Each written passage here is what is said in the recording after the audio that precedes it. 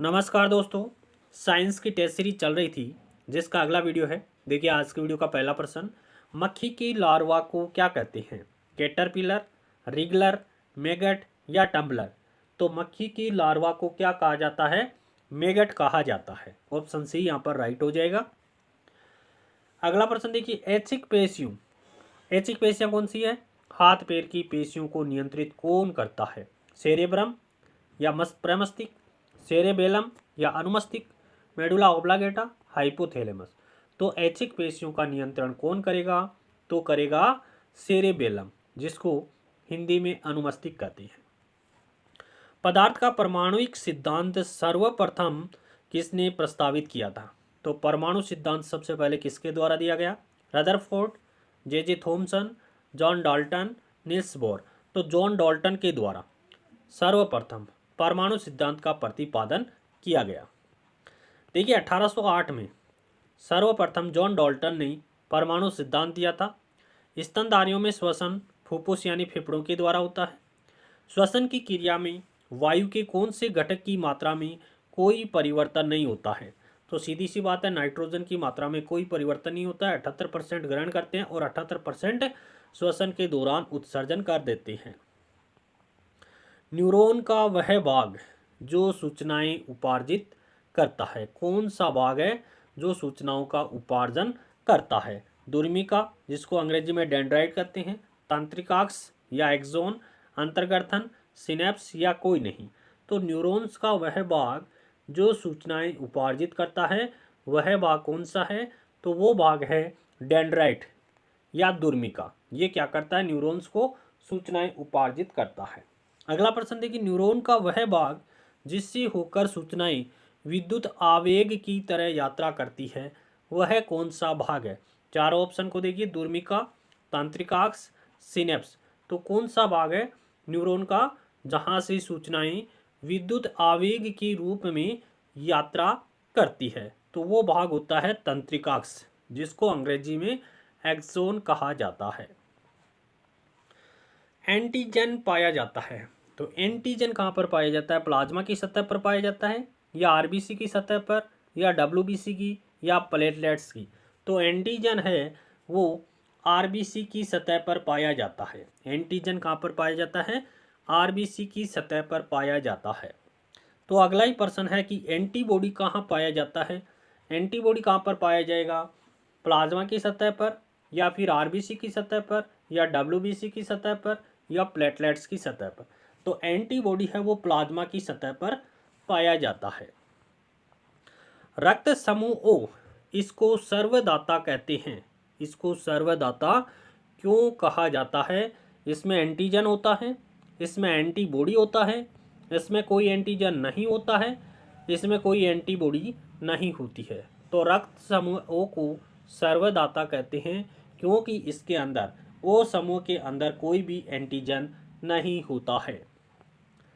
रक्त समूह A B को सर्वग्राही कहते हैं क्योंकि क्योंकि ए बी रक्त समूह के अंदर कोई भी एंटीबॉडी नहीं पाई जाती है।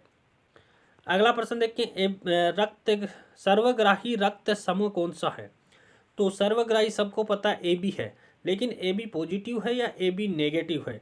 तो सर्वग्राही ए बी पॉजिटिव को सर्वग्राही रक्त समूह कहा जाता है।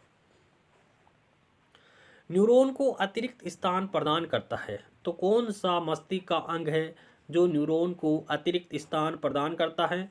Cerebrum, cerebellum, medulla, hypothalamus. तो सेरेबेलम है वो न्यूरॉन को अतिरिक्त स्थान प्रदान करता है। सेरेबेलम को हिंदी में अनुमस्तिष्क भी कहते हैं। अगला प्रश्न देखिए, सुमेलित कीजिए। दुर्बल सार NH4OH को क्या कहते हैं? दुर्बल सार कहते हैं, बिल्कुल सही है। उदासीन लवण NaCl होता है, ये भी राइट है। अम्लीय लवण NH4Cl होता है, ये भी राइट है। और क्षारीय लवण Na2CO3 होता है। तो ये सारे के सारे सुमेलित है। ऑप्शन लास्ट वाला यहाँ पर करेक्ट आंसर हो जाएगा कि ये सभी सुमेलित है। ताप अपघटनीय अभिक्रिया का उदाहरण कौन सा है? देखिए, ताप देने पर कोई अभिकारक टूटता है या अपघटन होता है, उसको ताप अपघटनीय अभिक्रिया कहते हैं। CaCO3 एक अभिकारक है जिसको तापमान देने पर यह दो उत्पाद में टूट जाता है CaO प्लस CO2। इस अभिक्रिया को ताप अपघटनीय अभिक्रिया कहती है। अगला प्रश्न देखिए, बहुत ही प्यारा प्रश्न है। यदि किसी दी गई सतह का बल क्या कर दिया जाए, दुगुना कर दिया जाए, तो दाब पर क्या प्रभाव पड़ेगा? आधा हो जाएगा, अपरिवर्तित रहेगा, दुगुना हो जाएगा, 4 गुना रहेगा। तो बल का मान क्या रहेगा? बल का मान क्या रहेगा? तो देखिए, दुगुना बल दुगुना कर रहे हैं तो दाब भी क्या रहेगा? दुगुना रहेगा। दाब है बराबर F/A। दाब का सूत्र क्या होता है? बल बटा क्षेत्रफल होता है। तो P समानुपाती क्या होता है? F होता है। तो F का मान जितना रहेगा दाब का मान भी उतना ही रहेगा। बल दुगुना है तो दाब भी दुगुना रहेगा। हीरे के संबंध में सही कथन कौन सा है? यह विद्युत का कुचालक होता है। बिल्कुल विद्युत का कुचालक होता है हीरा। यह उष्मा का सुचालक होता है। ये भी बात सही है कि हीरा है वो उष्मा का सुचालक होता है। यह ढैड और बंगूर होता है। ये भी राइट है। तो उपरोक्त सभी यहाँ पर करेक्ट आंसर हो जाएगा। अगले प्रश्न की बात करें कि प्लाज्मिड है। प्लाज्मिड क्या होता है भाई? सूक्ष्म जीव होता है, विषाणु होता है, जीवाणु में उपस्थित DNA होता है, या फिर पादप कोशिका होती है। तो प्लाज्मिड क्या होता है? जीवाणु में उपस्थित DNA को क्या कहते हैं? प्लाज्मिड कहा जाता है। प्लाज्मिड का उपयोग किया जाता है, किसमें करते हैं प्लाज्मिड का उपयोग?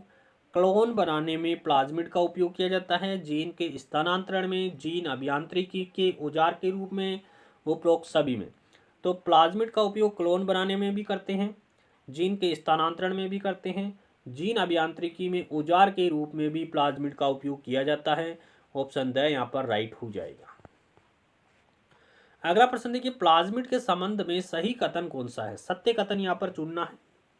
इसमें प्रतिजैविक प्रतिरोधी जीन पाई जाती है। यह जीवाणु में पाया जाता है। इसमें अतिरिक्त गुणसूत्रीय पदार्थ पाए जाते हैं। ये सभी। तो प्लाज्मिड के संबंध में ये सभी कथन राइट है। ऑप्शन द यहाँ पर राइट होगा कि इसमें प्रतिजैविक प्रतिरोधी जीन पाई जाती है। किसमें? प्लाज्मिड में। यह जीवाणु में पाया जाता है। इसमें अतिरिक्त गुणसूत्रीय पदार्थ भी पाया जाता है। अगला प्रश्न देखते हैं, पंच जगत अवधारणा के अनुसार असंगत क्या है? तो देखिए, पंच जगत अवधारणा व्हिटेकर के द्वारा दी गई है, जिसमें पृथ्वी पर जीवों को 5 भागों में बांटा गया है। प्रोटिस्टा, मोनेरा, प्लांटी, फंजाई और एनिमेलिया। तो प्रोटो जो है वो सूक्ष्म जीव का प्रकार है। ये सूक्ष्म जीव का प्रकार है, न कि पंच जगत अवधारणा के संबंध में है। देखिए, पंच जगत अवधारणा किसके द्वारा दी गई? व्हिटेकर के द्वारा दी गई है। इसके अनुसार पृथ्वी पर जीवों को 5 भागों में बांटा गया है। Monera, Protista, Fungi, Plantae, Animalia, इन 5 भागों में बांटा गया है। रक्त समूह की खोज किसने की?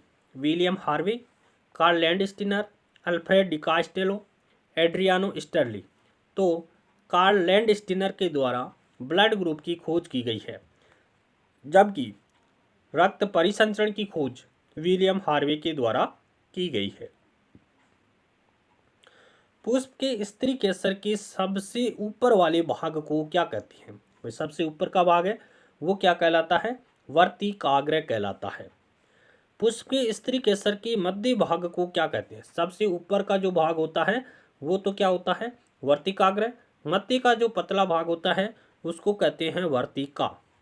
और सबसे नीचे वाला भाग, पुष्प के स्त्री केसर के सबसे नीचे वाले भाग को क्या कहते हैं?